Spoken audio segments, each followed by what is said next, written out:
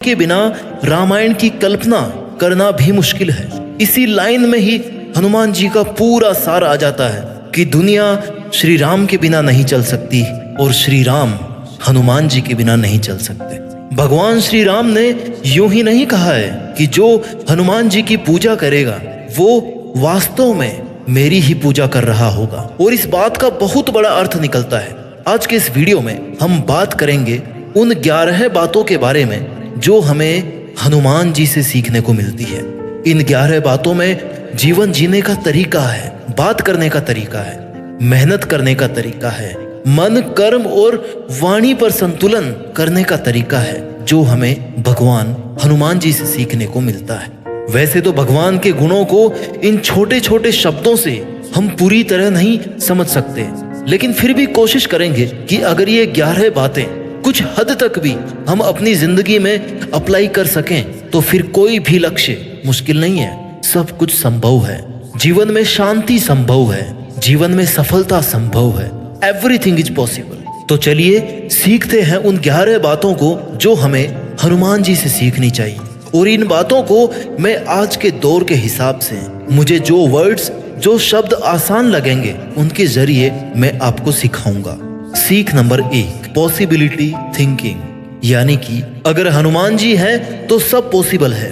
Ramayan possible है, सीता जी को खोजना पॉसिबल है, रावण का वध संभव है, राम सेतु संभव है, संजीवनी बूटी लाना पॉसिबल है, पहाड़ को उठाना पॉसिबल है। हनुमान जी एक बहुत बड़े पॉसिबिलिटी थिंकर थे कि काम तो पॉसिबल है, लेकिन करना उसको कैसे है वो आपको सोचना है। उस काम को कैसे करना है ये सोचने के लिए आप में होना चाहिए खुद पर विश्वास, कोशिश करने की हिम्मत और उम्मीद, क्योंकि खुद पर विश्वास से आप उस काम को शुरू कर सकते हैं। किसी ने कभी नहीं सोचा था कि समुद्र में एक सेतु बनाया जा सकता है, लेकिन जब लंका पहुंचने के सभी के विश्वास से वो सेतु बनाने लगे तो पानी में जो पत्थर थे ना वो भी पानी में तैरने लगे। हनुमान जी को केवल इतना ही बताया गया था कि माता सीता लंका में है, लेकिन वे खुद पर विश्वास करके कठिन समस्याओं का सामना करके लंका तक पहुंच गए।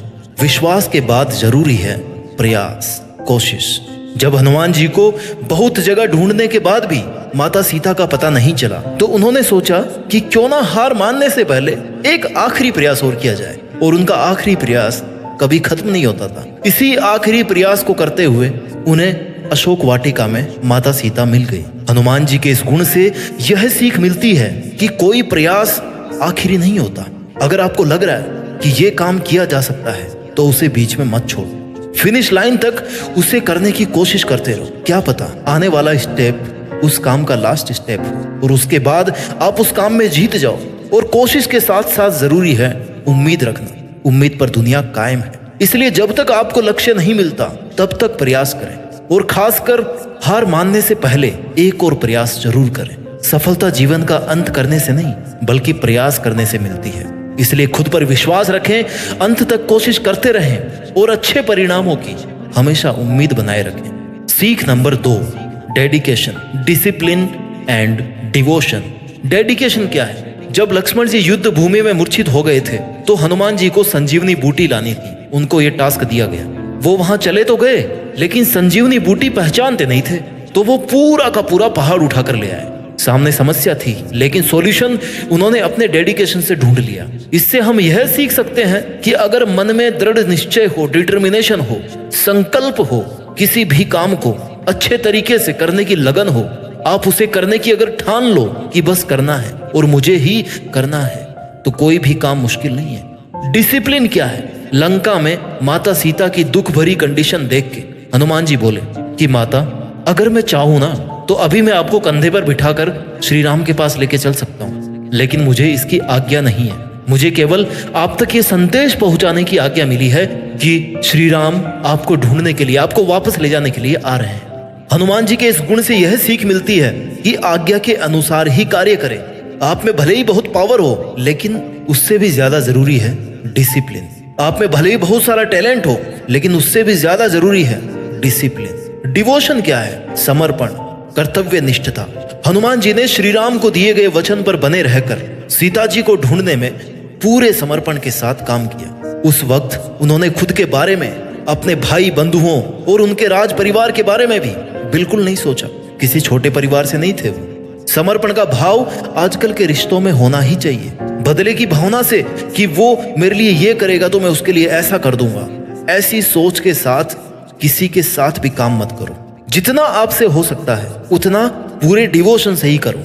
इसलिए अपने हर काम को पूरे डेडिकेशन, डिसिप्लिन और डिवोशन से कंप्लीट करो।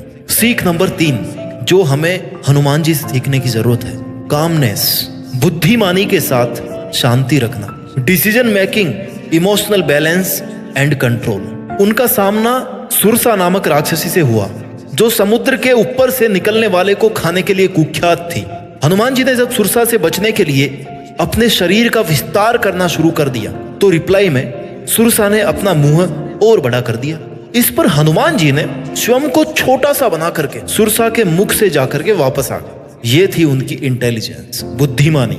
सुरसा ने उनको छोड़ दिया कि मैं बड़ी खुश हुई। हमें भी व्यर्थ मामलों में पड़ने की बजाय सही समय पर शांत दिमाग से सही डिसीजन लेकर काम करना चाहिए। इस एग्जाम्पल से हमें सीखने को मिलता है कि जहां मामला अहम का हो, ईगो का हो, वहां बल नहीं बल्कि बुद्धि काम करेगी। बड़े लक्ष्य को पाने के लिए अगर कहीं झुकना भी पड़े, शांत होना पड़े तो हो जाना चाहिए। कभी कभी कंपटीशन ताकत से नहीं माइंड से जीता जाता है। इमोशनल होकर फैसले मत लो। इमोशंस आर टेम्पररी, बट उसके बल पे अगर आप डिसीजन लोगे, एक्शंस लोगे, वो परमानेंट है, फिर आप उनको वापस नहीं कर सकते। इमोशंस होने पर आपका कोई भी फायदा उठा सकता है। So be practical, make decisions based on the outcomes you want, not depending upon your emotions. परिणाम को ध्यान में रखते हुए डिसीजन, इमोशंस को ध्यान में रखते हुए डिसीजन मत लो। सीख नंबर 4 जो हमें हनुमान जी सिखाते हैं, विनम्रता, simplicity with physical power, egoless, politeness, humbleness. माता सीता के सामने वे सूक्ष्म रूप में गए क्योंकि वो एक माँ के सामने बेटे की तरह गए थे। वहीं लंका जलाने के लिए उन्होंने विशाल रूप धारण किया। कितने वर्सेटाइल थे, लेकिन पता था कहां पर क्या यूज करना है। इस तरह जहां जितना जरूरी हो उतना ही शक्ति का या ज्ञान का प्रदर्शन करें। फोकट का दिखावा ना करें। ज्ञान, बुद्धि, विद्या और बल के साथ ही हनुमान जी में विनम्रता भी अपार थी।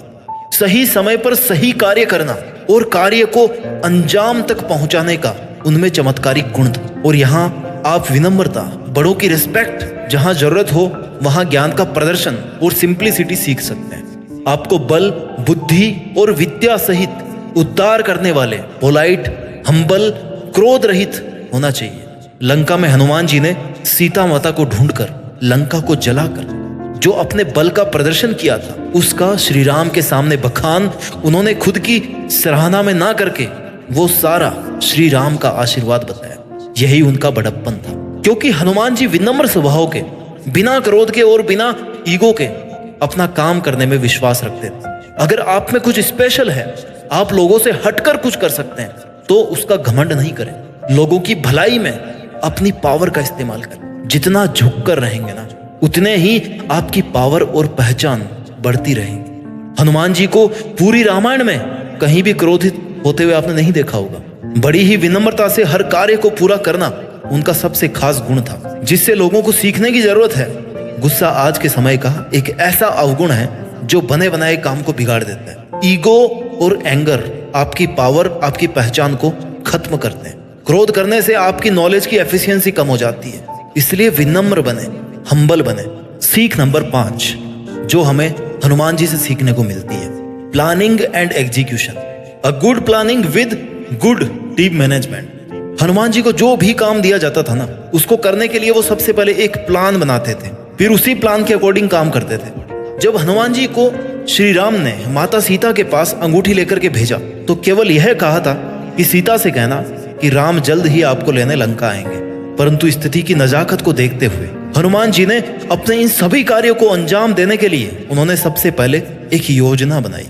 फिर रावण जैसे लोगों के बीच विभीषण जैसा एक सज्जन राम भक्त भी ढूंढा, लंका में आग लगाकर रावण को डरा दिया और अशोक वाटिका में रावण के सबसे छोटे पुत्र अक्षय कुमार का वध भी कर डाला। उसके बाद माता सीता का पता लगाया और प्रभु श्री राम द्वारा दी गई अंगूठी उन्हें सौंपी, जिससे सीता माता इतनी खुश हुई कि जब राम का एक भक्त ऐसा हो सकता है तो पूरी सेना कैसी होगी। उनके मन में विश्वास आया कि वो जल्द ही वहां से चली जाएंगी। ये हनुमान जी की एक पूरी रणनीति की ओर ही संकेत करता है।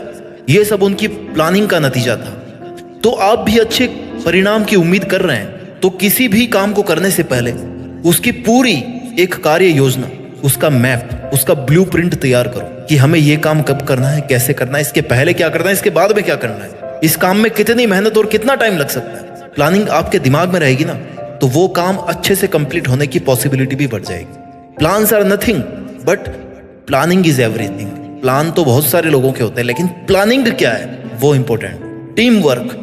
हनुमान जी और उनकी टीम ने लंका जाने के लिए रास्ता बनाने में जो योगदान दिया था ना, वो उनके टीम मैनेजमेंट का सबसे बेस्ट एग्जाम्पल है। आपके पास भी ऐसे कई काम होंगे जो आपको अकेले करने में बहुत मुश्किलें आती हैं, इसलिए कई बार टीम वर्क के रिजल्ट ना बहुत अच्छे आते हैं। आपको बस अपनी टीम सेलेक्ट करते टाइम ध्यान देना है कि जैसा काम आप उनसे करवाना चाहते हैं वैसी उनमें कैपेबिलिटी हो या फिर उनमें सीखने की कैपेबिलिटी हो, उनमें एटीट्यूड हो काम करने का, और आपका आपस में विश्वास हो कि हम सब किसी एक के लिए ऑनेस्टली काम कर रहे हैं, किसी एक मकसद के लिए काम कर रहे हैं, किसी एक बंदे के लिए काम नहीं कर रहे हैं। अगर हम अकेले इतना कर सकते हैं तो सब मिलके कितना कर सकते हैं। सीख नंबर 6, निडर बनो, बिकम फियरलेस।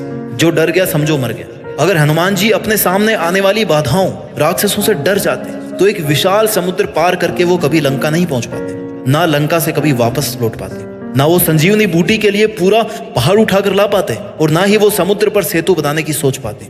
ये सब काम उन्होंने बिना किसी डर के किया, इस विश्वास से किया कि ये वो कर सकते हैं। करके तो देखते हैं, फिर जो होगा देखा जाएगा। या तो काम हो जाएगा या फिर दोबारा कोशिश करेंगे। डर की वजह से अगर किसी काम को शुरू नहीं किया आपने तो ये आपकी सबसे बड़ी गलती है। ज्यादा से ज्यादा क्या हो सकता है, आप फेल हो सकते हो, आपको 2-4 बार ज्यादा ट्राई करना पड़ सकता है, लेकिन एटलीस्ट आप उस काम को कर रहे हैं, डर कर पीछे नहीं हट रहे। कैसी भी प्रॉब्लम हो सॉल्यूशन करने से मिलता है, उससे डरने से या उसको देखने से नहीं मिलता। Do not fear failure. हार से मत डरो, बल्कि कोशिश नहीं करने से डरो, क्योंकि हारने में ज्यादा तकलीफ नहीं है, कोशिश नहीं करने में ज्यादा तकलीफ है। सीख नंबर 7 जो हमें हनुमान जी से सीखनी चाहिए, अ good leader and a good follower at the same time. एक अच्छा लीडर होना और एक अच्छा फॉलोअर होना एक ही समय पर, यह बहुत बड़ी बात है। हनुमान जी ने प्रभु श्री राम की सहायता के लिए पूरी वानर सेना का मार्गदर्शन किया। अपने वानर सेना के एक अच्छे लीडर और श्री राम के वो एक बेहतरीन विश्वसनीय फॉलोअर थे, एक बहुत बड़े सबसे बड़े भक्त थे। एक सबसे अच्छा लीडर और एक सबसे अच्छा भक्त, यानी कि दो एकदम ऑपोजिट टाइप की क्वालिटीज उनमें। पूरी वानर सेना को साथ में लेकर चलने वाली इस लीडरशिप कैपेसिटी के बारे में श्री राम तो पहले से ही जानते थे। हनुमान जी ने बड़े कुशलता से अपनी सेना का मार्गदर्शन किया था, तब जाकर वे लंका तक का मार्ग तय कर पाए। पूरी वानर सेना की सहायता से राम सेतु बनाना एक बेस्ट मैनेजमेंट और बिना किसी बाधा के समुद्र पार करवाना उनकी कुशलता को बताता है। Loyalty and sincerity. Hanuman ji परम बलशाली हैं। उन्होंने अपने बल का उपयोग धर्म के लिए किया, प्रभु की सेवा के लिए। उन्होंने कभी भी ऊंचा पद पाने की लालसा नहीं की। वो प्रभु के ईमानदार सेवक बन के रहे और सेवक रहते हुए प्रभु के आशीर्वाद से ईश्वर का पद प्राप्त किया। यहाँ हनुमान जी से आप ये सीख सकते हैं, अगर आप किसी टीम के लीडर हैं या आपका कोई लीडर है, जैसे भी आप काम कर रहे हैं, सिंसियरिटी से, लॉयल्टी से, ट्रस्ट रखते हुए, बिना किसी लालच के, बिना किसी चीटिंग के अपना काम ऑनेस्टली करें। जिसके लायक आप हैं वो तो आप बन ही जाओगे। नाम और पहचान छीने नहीं जाते हैं, ये कमाए जाते हैं, खुद बनाए जाते हैं ईमानदारी से मेहनत करके। So be loyal, sincere, honest and a good leader as well as good follower. सीख number 8, no achievements no rest. जब तक मिलेगा नहीं तब तक रुकूंगा नहीं, ये कंसेप्ट होनी चाहिए आपकी लाइफ में। जब हनुमान जी माता सीता की खोज में लंका की तरफ जा रहे थे तो समुद्र ने उनसे मैनाक पर्वत पर आराम करने के लिए कहा, लेकिन हनुमान जी ने मना कर दिया और उनका मान रखने के लिए हनुमान जी मैनाक पर्वत के हाथ लगाकर अपने लक्ष्य की ओर बढ़ गए कि देखो मैंने हाथ लगा लिया, अब हो गया आराम, अब मैं आगे बढ़ता हूँ। इससे यह सीखने को मिलता है कि जब तक अपने लक्ष्य की प्राप्ति ना हो जाए हमें नहीं रुकना चाहिए। उठो, जागो और तब तक मेहनत करते रहो जब तक आपको अपनी मंजिल मिल ना जाए। साथ ही आपके काम में जो आपकी हेल्प करे उसका आदर सम्मान, उसका शुक्रिया करना ना भूलें। से थैंक्स टू देम। सीख नंबर 9, स्ट्रेस फ्री रहकर काम करना है, तनाव मुक्त रहकर काम करना है, जिंदगी जीनी। श्री राम के साथ आगे बढ़ते हुए पग पग पर संकट आए। वे संकट ऐसे थे जिनसे कोई भी व्यक्ति घबरा जाता और हार मान करना उल्टे पैर वापस लौट जाता, लेकिन हनुमान जी थे। हर परिस्थिति में चिंता मुक्त रहे कि है ना मेरे साथ श्री राम, मुझे क्या फिक्र है। अपने मन को इतना कठोर स्टेबल रखा कि उनकी टीम को उनके चेहरे पर बिल्कुल भी तनाव नहीं दिखा, क्योंकि हनुमान जी को पता था कि अगर लीडर ही हार मान लेगा, अगर वो खुद ही हार मान लेंगे, अगर सेनापति ही हार मान लेगा तो सेना तो पीछे हट ही जाएगी ना। हर कार्य को हंसी खुशी से और सीरियस ना लेते हुए एक खेल की तरह उन्होंने कंप्लीट किया। उनके चिंता मुक्त रहने का अर्थ है कि पूरी वानर सेना का चिंता से मुक्त रहना। इससे यह सीखने को मिलता है कि आप कितना ही हार्ड वर्क कर रहे हो या कोई इंटरव्यू दे रहे हो, तब अगर आप घबरा गए ना तो वहां तक आने में जितनी मेहनत और समय लगा है आपको वो पूरा वेस्ट हो जाएगा। इसलिए पैशंस से काम करो। स्ट्रेस लेने से कंसंट्रेशन और मेमोरी वीक होती है, फिर वो रिजल्ट नहीं आ पाते जो आपको चाहिए, और इस बात का कोई और फायदा उठा सकता है। इस बात को हमेशा ध्यान में रखो कि अगर आपने अच्छा काम किया है, अपना 100% दिया है, तो उसका नतीजा भी अच्छा आने वाला। So don't take stress. सीख नंबर 10 जो हमें हनुमान जी से सीखने को मिलती है, बेस्ट कम्युनिकेशन स्किल। जब माता सीता अशोक वाटिका में थी तो हनुमान जी संदेश लेकर माँ सीता के पास गए, लेकिन सीता उनको पहचानती नहीं थी, तो उन्होंने पहले विश्वास नहीं किया कि वो राम के द्वारा भेजे गए संदेश वाहक हैं। लेकिन हनुमान जी ने अपने संवाद कौशल यानी कि कम्युनिकेशन स्किल से उनको विश्वास दिलाई दिया कि वो राम के दूत ही हैं। आज के समय में बेहतर कम्युनिकेशन स्किल सक्सेसफुल करियर की गारंटी है।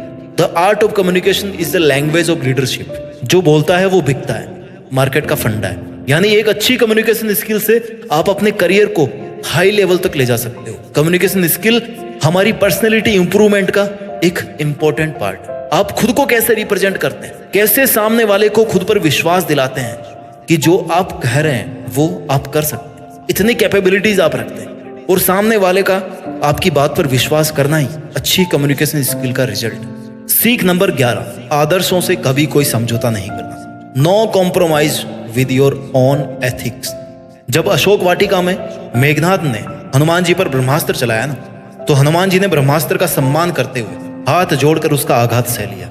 वो चाहते तो ब्रह्मास्त्र तोड़कर निकल सकते थे, लेकिन वो ब्रह्मास्त्र का मान कम नहीं करना चाहते। इसलिए अपने आदर्शों का सम्मान करें, उन पर अडिग रहें। जब रावण की सोने की लंका को जलाकर हनुमान जी दोबारा सीता जी से मिलने पहुंचे तो सीता जी ने कहा कि पुत्र हमें यहाँ से ले चलो। इस पर हनुमान जी ने कहा कि मैं आपको लेके तो चल सकता हूँ यहाँ से, लेकिन मैं नहीं चाहता कि मैं आपको रावण की तरह यहाँ से चोरी करके ले जाऊं। रावण का वध करने के बाद पूरे सम्मान के साथ आपको प्रभु श्री राम ही आदर्श सहित यहाँ से लेके जाएं, और यही आदर्श। अपने आदर्शों से कभी समझौता नहीं। You should never compromise on your moral principles. जब तक पॉसिबल हो आपको वही काम करना चाहिए जो आदर्श हो, जिससे किसी का नुकसान नहीं हो। तो साथियों, ये थी वो 11 बातें जो आपको भगवान श्री हनुमान जी से सीखने की जरूरत है। हम सभी उनकी पूजा करते हैं, लेकिन कुछ अगर सीख लें तो हमारी जिंदगी ज्यादा बेहतर होगी, ज्यादा बेटर होगी। बिना हनुमान जी के आप रामायण की कल्पना नहीं कर सकते, यानी कि हनुमान जी के बिना रामायण अधूरी है। वैसे ही इन बातों को सीखे बिना आपका जीवन भी अधूरा है।